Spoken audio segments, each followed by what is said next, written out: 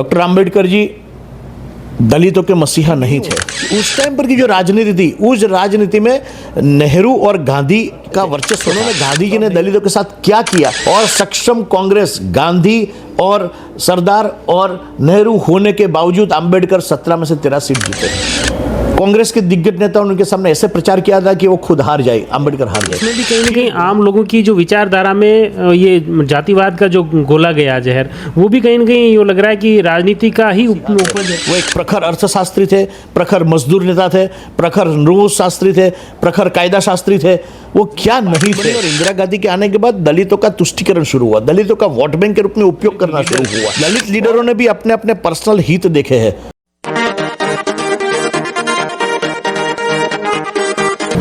संविधान निर्माता डॉक्टर भीमराव अंबेडकर, उनके जीवन की बातें, उनके जीवन के किस्से, कहानियाँ आपने कहीं सुनी होगी, लेकिन आज कुछ ऐसे ही अनछुए पहलू लेके आ रहे हैं जिसमें आप चौंक जाएंगे, और न सिर्फ चौंकेंगे बल्कि उनकी कई ऐसी बातें हैं जो हर व्यक्ति के लिए आत्मसात करने लायक हैं। उन बातों को लेकर आज हमारे साथ में है विशेषज्ञ जहेश शाह, जिन्होंने उनके जीवन के ऊपर पुस्तकें भी लिखी हैं और उनके जीवन को लेकर उन्होंने काफ़ी पढ़ा है। उनकी खुद की जो आत्मकथा है, अंबेडकर की जो पुस्तकें हैं, उनको भी आपने करीब से पढ़ा, तो उसमें कई ऐसे खुलासे हुए हैं जो कि वास्तव में चौंकाने वाले हैं। सबसे पहले जय जी, आपका शॉर्ट में इंट्रोडक्शन लेना चाहूँगा। नहीं, मैं basically researcher and policy strategist था और मैं वहाँ से निवृत्त होकर के काकरोली द्वारकाधीश मंदिर में सेवा के लिए आया हुआ हूँ। आपके वैसे तो काफ़ी चीज़ें हमने डिबेट भी देखी हैं और हर एक चीज़ पे आप काफ़ी बेबाकी से बोलते थे, चाहे वित्त का हो, सोशोलॉजी हो, या किसी भी क्षेत्र में अलग अलग आपने। लेकिन आज अपन जिस पे बात करना चाह रहे हैं, भीमराव अंबेडकर के जीवन से जुड़े कुछ पहलू, कि किस तरह से वो आज दलित के नेता बन के रह गए हैं, सिर्फ दलित समाज उनको मान रहा है, जबकि उनको आप कैसे देखते हैं? यही सबसे बड़ी गलती है भारतीय राजनीति की। डॉक्टर आम्बेडकर जी दलितों के मसीहा नहीं थे। डॉक्टर आम्बेडकर राष्ट्र पुरुष थे और उनकी एबिलिटीज़ और उनकी क्षमता को निखारने में उस समय के प्रधानमंत्री से लेकर के सभी बड़े नेताएं, दिग्गज नेताएं निष्फल हुए। उसकी वजह बताऊं मैं। डॉक्टर आम्बेडकर जी एक ऐसे पहले भारतीय थे जिन्होंने कोलंबिया यूनिवर्सिटी और लंदन स्कूल ऑफ इकोनॉमिक्स में अभ्यास करके नामी अर्थशास्त्री बन चुके थे। वो आपको ताज्जुब होगा जब मैं शब्द यूज़ करता हूँ अर्थशास्त्री। बहुत कम लोगों को मालूम है कि डॉक्टर आम्बेडकर नामी अर्थशास्त्री थे।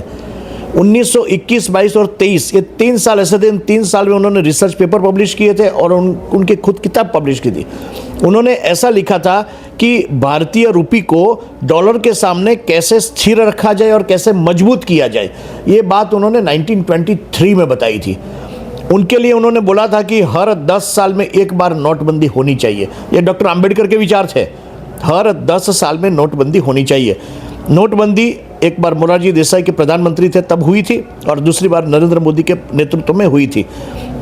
उनका यह मानना था कि हर 10 साल में नोटबंदी अगर भारत में कही जाती है तो भारत में पैरेलल ब्लैक इकोनॉमी चलना कंट्रोल में रह जाएंगे।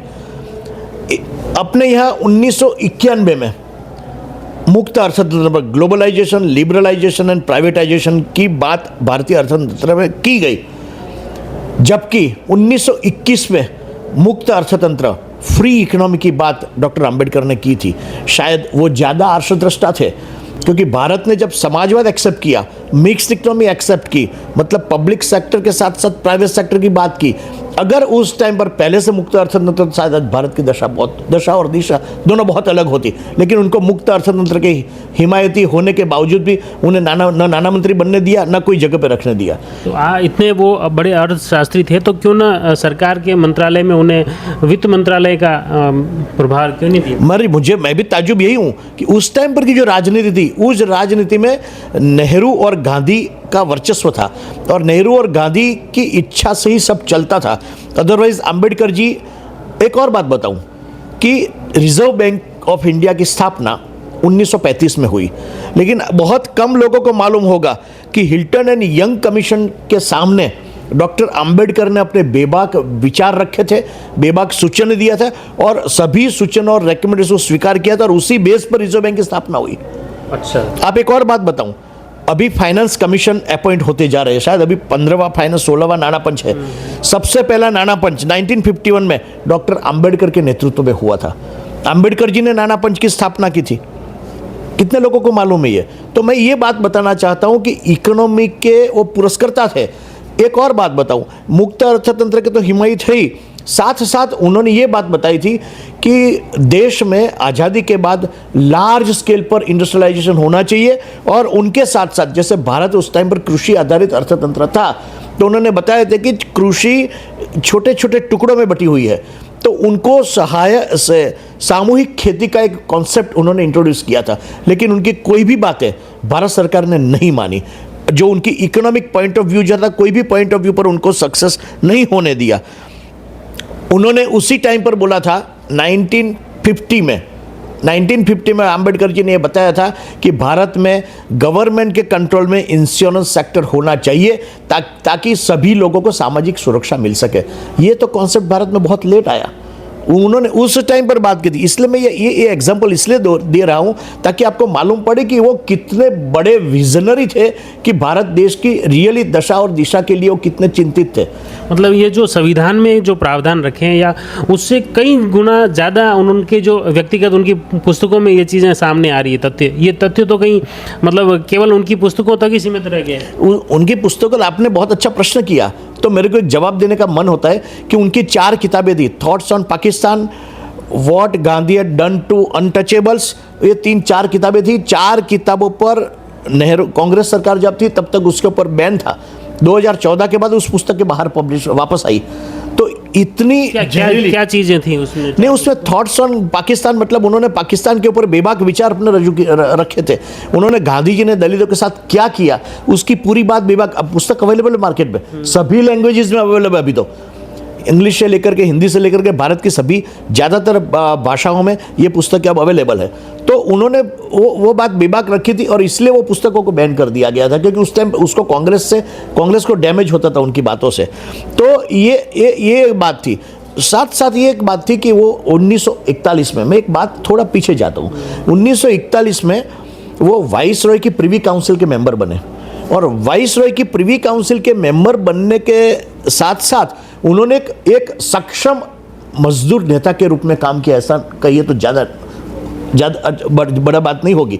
उन्होंने उसी टाइम पर जब प्रिवी काउंसिल में रहते अपने भारतीय मजदूरों के लिए मैटरनिटी की मामला हो, पेमेंट ऑफ वेजेस का मामला हो, मिनिमम वेजेस का मामला हो, वो सब बातें उन्होंने उठाई थी और कई कानून उस टाइम पर आए थे।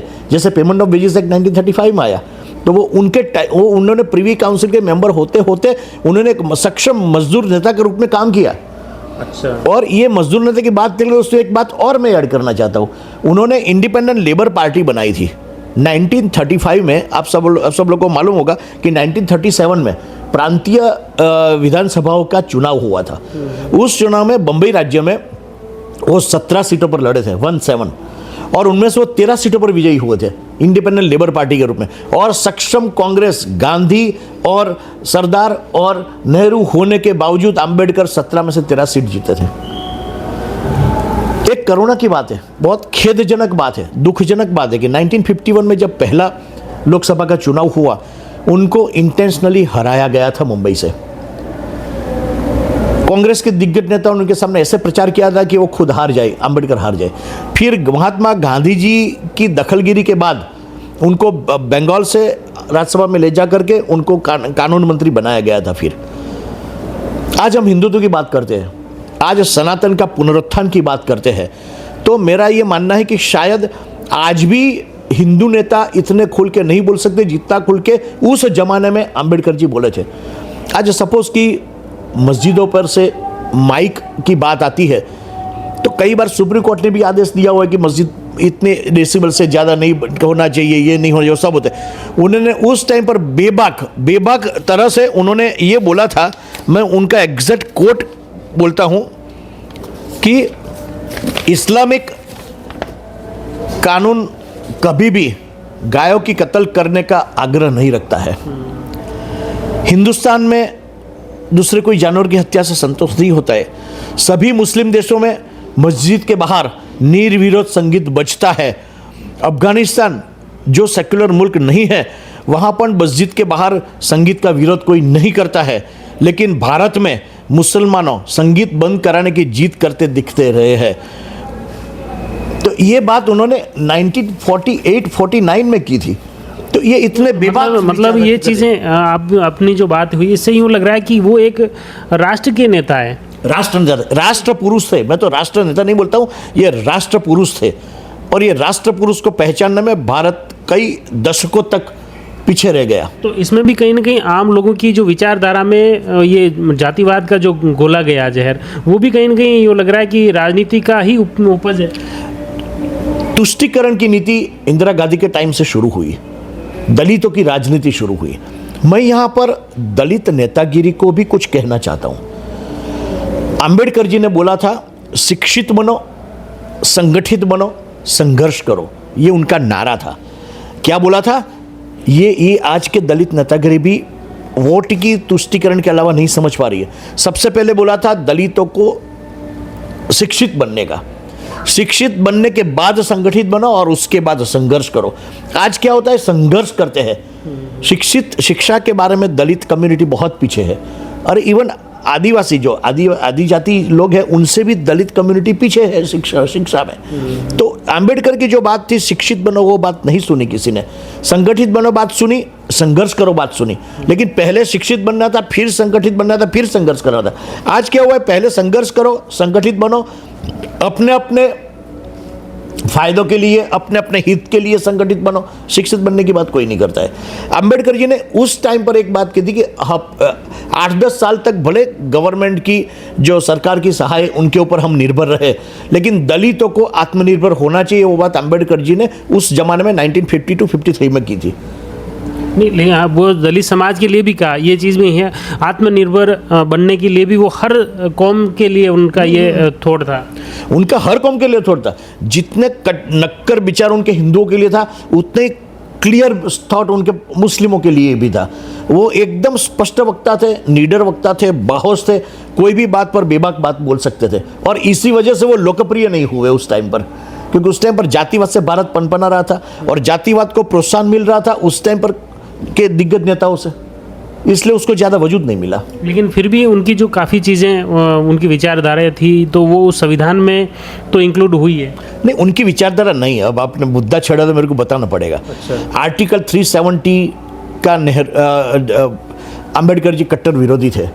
अगर कई बार एक बार आप आओगे तो मैं पूरे बंधारण सभा में जो डिस्कस हुआ है पूरी कमेटी के साथ, वो क्या हुआ था मैं कोर्ट के साथ आपको बता सकता हूँ। अभी तो लंबा हो जाएगा इसलिए नहीं बताऊंगा।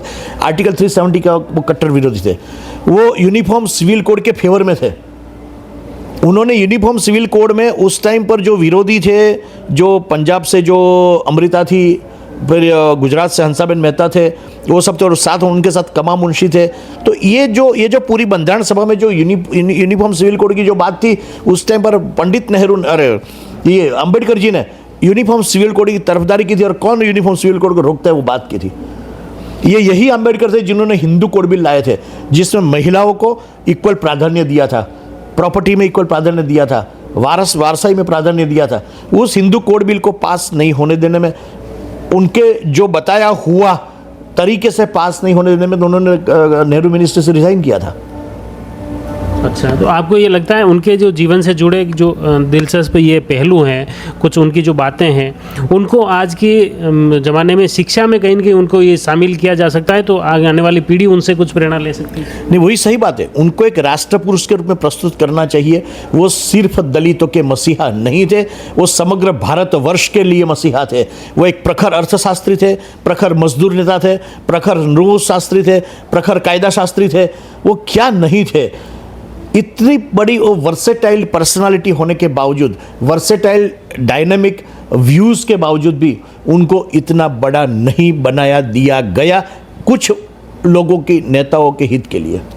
आपको क्या लगता है कि अब भी आज की समय में अगर देखें तो उनकी जो 100 साल पहले लगभग यूँ मान रहे हैं ये चीज़ें लिख दी थी जो आज है पुस्तक बाजार में उनकी किताब उनकी लिखी हुई किताब अवेलेबल है। रूपी को कैसे स्ट्रांग किया जाए उसके ऊपर उसकी लिखी हुई किताब है। किताब पढ़ना चाहिए आज के लोगों को। थॉट्स ऑन पाकिस्तान अवेलेबल है। उसमें भी जैसे नोटबंदी नहीं हुई तो आप उसमें भी ये मानते हैं कि हाँ सरकार ने उनके विचारों को दबाया या उनके ऊपर काम नहीं किया? नहीं, मैं ये मान रहा हूँ कि 2014 से जो एनडीए की सरकार आई उनके बाद उनके जो थॉट प्रोसेस थे इकोनॉमी के पॉइंट ऑफ व्यू, उनके ज़्यादातर मुद्दे ये सरकार ने लिए। जैसे नोटबंदी किया, जैसे जीएसटी लाया, वन नेशन वन टैक्स की बात हुई। ये उस समय तो बीजेपी थी नहीं, उस समय नहीं थी। लेकिन अभी वो लोगों ने अम्बेडकर के काफ़ी विचारों को उन्होंने इम्प्लीमेंट किए हैं, काफ़ी विचार इम्प्लीमेंट किए। मैं उनको ये मानता हूँ। ये भी तो मानते हैं कि ये तो कांग्रेस की से जुड़े रहे अंबेडकर। ये कहीं न कहीं सामाजिक तौर पे राजनीति की दृष्टि से ये बातें भी सुनने में आती हैं कि अंबेडकर तो कांग्रेस के ही थे। नहीं, वो तो वैसे तो सरदार पटेल भी कांग्रेस के ही थे बोल रहे हैं, नेहरू भी कांग्रेस के थे, अंबेडकर जी भी कांग्रेस है, गांधी जी भी कांग्रेस के। उस टाइम पर कोई पॉलिटिकल पार्टी नहीं थी। कांग्रेस एक आंदोलनकारी थे। कांग्रेस एक आंदोलन था। कांग्रेस उस टाइम पर एक पक्ष नहीं था। कांग्रेस पक्ष आज़ादी के बाद बना। इसलिए तो गांधी जी ने आज़ादी के बाद बोला था कांग्रेस पक्ष को डिसॉल्व कर दो। अच्छा। और नए पक्ष शुरू करो। कांग्रेस एक आंदोलन था, हमारा आंदोलन का मकसद पूरा हो गया, कांग्रेस को डिसॉल्व कर दो। लेकिन उसके बाद जो राजनीति हुई, उस राजनीति में अंबेडकर को फांसी में धकेल दिए गए। तो वही कांग्रेस है जो आज़ादी से पहले जो एक ग्रुप था, मतलब यूँ मान सकते हैं, वही कांग्रेस फिर अब राजनीतिक पार्टी बाद में आदेश किया गया? नहीं, वो राजनीतिक पार्टी बनी और इंदिरा गांधी के आने के बाद दलितों का तुष्टीकरण शुरू हुआ, दलितों का वोट बैंक के रूप में उपयोग करना शुरू हुआ। और दलितों के जो नेता थे, जो दलितों की जो अंबेडकर जी को सही बातें थी, वो सही बातें बताई नहीं गई। नहीं बताई नहीं गई या शिक्षित नहीं हो पाया तो समझ नहीं पाए। जैसे आदिवासी शिक्षित हो पाए वैसे दलित इतने शिक्षित नहीं हो पाए। पूरे देश में देखो, चाहे गुजरात में देखो, गुजरात में आदिवासी दलितों से कई गुना ज़्यादा शिक्षित है। राजस्थान में देखो, उत्तर प्रदेश में देखो, दलितों को शिक्षित नहीं होने देने में किसका मकसद था? मैं यहाँ पर अगर बहुत कटु बात बोलूँ, विभाग बोलूँ तो बुरा मत लगाना, लेकिन दलित लीडर का भी उसमें बहुत बड़े रोल है। दलित लीडरों ने भी अपने अपने पर्सनल हित देखे हैं। एक दलित लीडर अपने एक जगह पर कई उच्च पहुंच सकते हैं, तो पहुंचने के बाद उनको अपने दलित भाई बहनों का उद्धार करना चाहिए। वो नहीं हुआ है। जैसे कोई ऐसा है ना, जैसे अन्य ज्ञात, जैसे एक एग्जांपल आपको कि Dalit Indian Chamber of Commerce and Industry नाम की एक संस्था है, डिकी, जिसके अंदर में जो दलित इंडस्ट्रियलिस्ट है वो उनकी बात है। करोड़ों रुपये का प्रोजेक्ट, अरबों रुपये के प्रोजेक्ट के साथ दलित इंडस्ट्रियलिस्ट है। अगर दलित इंडस्ट्रियलिस्ट के आप देखो कि वहां पर कितने दलित काम करें तो वहां पर 2% से ज़्यादा नहीं मिलेंगे। ऐसा क्यों वो अपने खुद दलित को आगे क्यों नहीं ला सकते? उनको शिक्षित क्यों नहीं? इसकी जो है Dalit Indian Chamber of Commerce and Industry, वो दलित और आदिवासी जिसके मालिक है, ऐसे लोगों का एक संगठन है। उस संगठन में अरबों रुपये का रोकाण है, करोड़ों लोगों का उसमें एम्प्लॉयमेंट है। तो क्यों ना दलित इंडस्ट्रियलिस्ट ने अपनी कंपनी में 25% रिजर्व कर दिया कि यहाँ पर हम दलितों को प्रमोट करेंगे, शिक्षित करेंगे, ट्रेनिंग देंगे और उनको ही करेंगे। वो करने में वो भी निष्फल हुए हैं। जैसे राजनेता निष्फल हुए, जो दलित पैसेदार हुए, उद्योगपति हुए, वो भी से डिस्ट्रीब्यूटरशिप दे सकते थे, डीलरशिप दे सकते थे, उसको तालुका लेवल पर डिक्की की ब्रांचेस शुरू करके उनको शिक्षित कर सकते थे। मतलब आपके कहने का मतलब दलित समाज के जो उत्थान नहीं होने के पीछे दलित समाज के उद्योगपति या उनके नेताओं का उनका भी रोल है? नहीं, उनका भी रोल है, क्योंकि उनको अगर उनको दलित अपने समाज की पड़ी होती तो अपने समाज के निचले बिछड़े हुए लोगों को, दलित समाज के पिछड़े हुए लोगों को वो शिक्षित कर सकते थे, वो ट्रेन कर सकते थे और अपनी कंपनी में वो रख सकते थे। बिल्कुल। तो कुल मिला के ये चीज़ें हैं कि सिर्फ अंबेडकर जी के जो विचार हैं वो सिर्फ एक समाज के रूप में नहीं देखें, उनको एक राष्ट्र के रूप में देखें कि राष्ट्र का उत्थान कैसे हो। उनका विचारों को एक राष्ट्रोत्थान के लिए चाहिए। उनका वो सिर्फ दलितों के मसीहा, मैं बार बार बोला हूँ, दलितों का मसीहा नहीं थे, वो एक राष्ट्र पुरुष थे। राष्ट्र के प्रति उनकी उच्च भावना थी, राष्ट्र के प्रति उनके बेबाक विचार थे। अगर वो विचार उस टाइम पर अमल में आते तो शायद आज हिंदुस्तान की दशा कुछ और होती। क्या लग रहा है अब आने वाले दिनों में ये जैसे पुस्तकें आपने कहा जो बैन हुई थी वो पुस्तकें प्रकाशित हुई, पब्लिश हुई है, तो क्या आम लोगों के बीच में वो विचार पहुंचने लगे हैं? पहुंचने तो लगे हैं, लेकिन जो नेतृत्व है उनके पास क्रेडिबल, दलितों के पास क्रेडिबल, ट्रस्टवर्दी नेतृत्व नहीं है। पिछड़े हुए दलितों को भी अपने दलित जो प्रॉस्पर हुए हैं, जो रीच है, उनके पर भरोसा नहीं है। उनकी जो एसोसिएशन है, अभी अभी अभी बहुत कुछ काम करना शुरू किया है। से गुजरात में दलितों के डिफरेंट समाज है, दलितों में भी डिफरेंट समाज है, तो डिफरेंट समाजों के लिए उनके उत्थान के लिए अब कार्य करना शुरू हुआ है। मतलब ये इट्स अ सिल्वर लाइन और गोल्डन लाइन गिनी जाती है। जो गुजरात से जो निकली है चिंगारी, शायद वो पूरे देश में प्रसरे।